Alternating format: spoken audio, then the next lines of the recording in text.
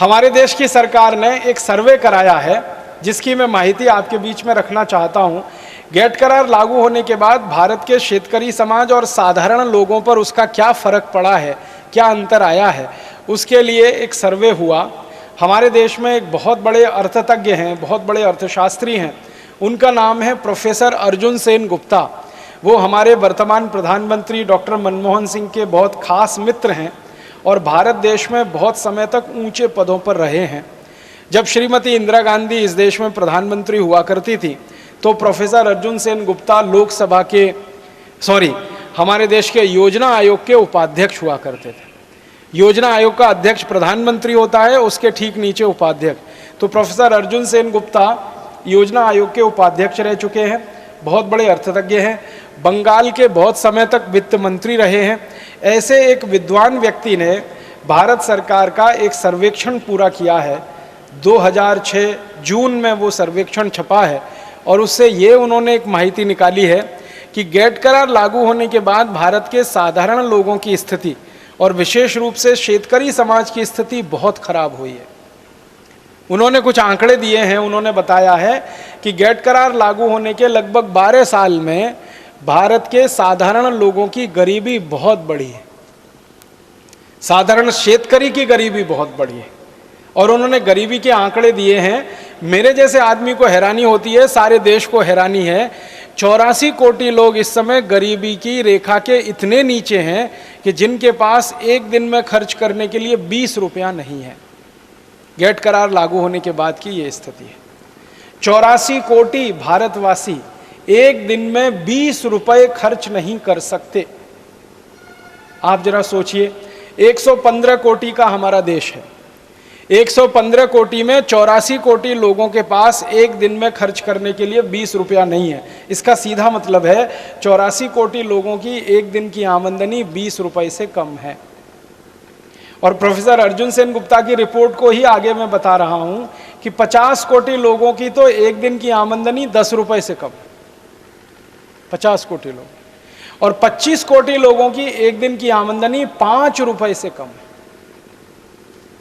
और ये पिछले 12-13 साल में बहुत तेजी से हुआ है। गरीबी बहुत तेजी से बढ़ी है। फिर हमारे देश के प्रोफेसर अर्जुन सेन गुप्ता की ही कमेटी की रिपोर्ट है, वो ये कहते हैं कि गेट करार लागू होने के बाद छोटे छोटे जो उद्योग धंधे हैं, छोटे छोटे जो रोजगार करने के काम होते थे, वो बहुत तेजी से कम हुए हैं। छोटे उद्योग धंधे, रोजगार देने वाले सारे तंत्र धीरे धीरे खत्म हुए। और एक दो माहिती देता हूं। गेट करार लागू होने के 12 साल में हमारे देश का खेती का जो निर्यात है वो बहुत तेजी से गिरा है। हम जो खेती का निर्यात करते थे 1995 में, उस निर्यात से हमारी जो कुल आमदनी होती थी, आज वो आमदनी हमारी 20 से 25% कम हो चुकी, खेती से होने वाली आमदनी। और ये आमदनी कैसे कम हुई है? 1995 में जब ये गेट करार लागू हुआ था तब $1 36 रुपए का था। अब गेट करार लागू हुए लगभग 12-13 साल हो गया, अब $1 लगभग 50 रुपए के बराबर है। तो हमारा मतलब क्या हुआ कि पहले हम खेती का कोई भी वस्तु 36 रुपए का बेचें तो हमें $1 की इनकम होती थी। अब 2009 में खेती की 50 रुपए की वस्तु बेचते हैं तब $1 की इनकम होती है। माने वस्तु हमारी जाती जाती है, डॉलर हमारे पास उतना ही आता है जो 1995 में आता था। अगर आप इसको टक्केवारी में निकालेंगे तो 36 रुपए डॉलर से अब 50 रुपए डॉलर हो गया।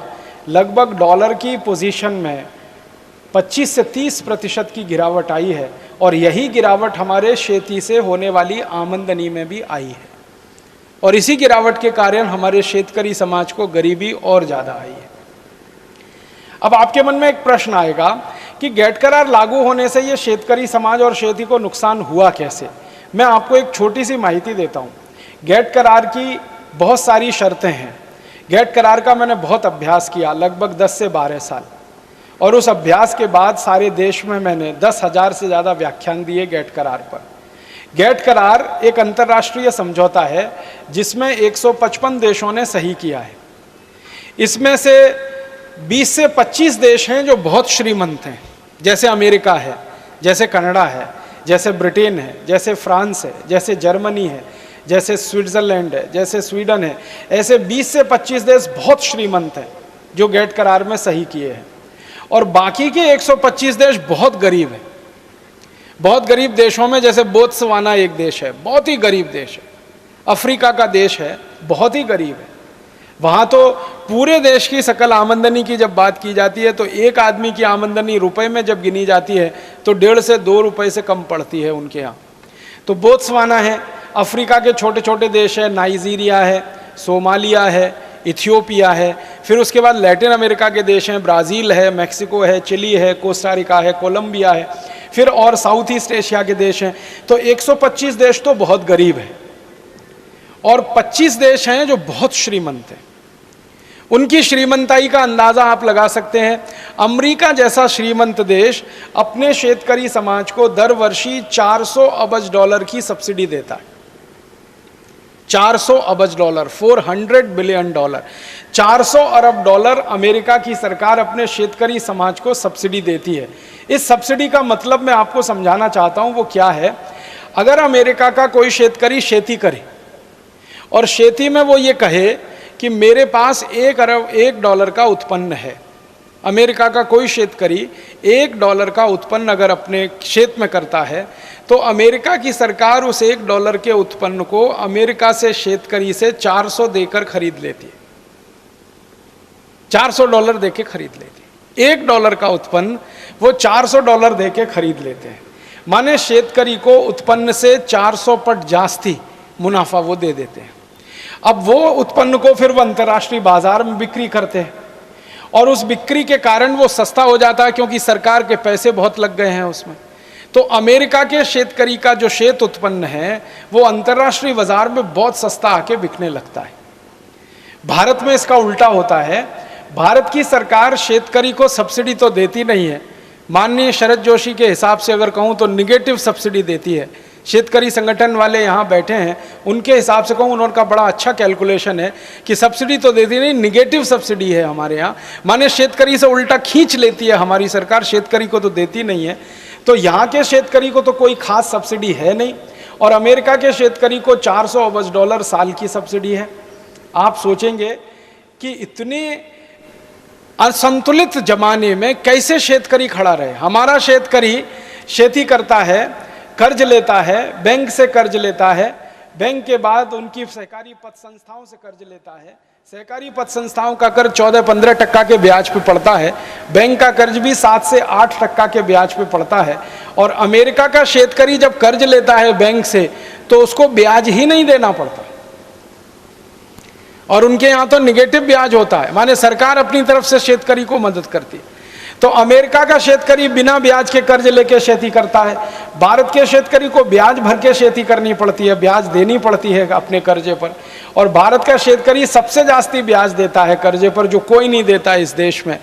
अभी 3-4 साल पहले तक तो भारत के शेतकरी को 14% का ब्याज था हमारे देश में, और सहकारी पत संस्थाओं में तो 18 से 20% का ब्याज था। और अगर प्राइवेट मनी लेंडर से वो कर्ज लेता है तो ब्याज का दर 100% भी हो सकता है, 150 से 200% भी हो सकता है। तो भारत का शेतकरी बहुत ज़्यादा ब्याज लेके, बहुत ज़्यादा ब्याज देके कर्ज लेता है।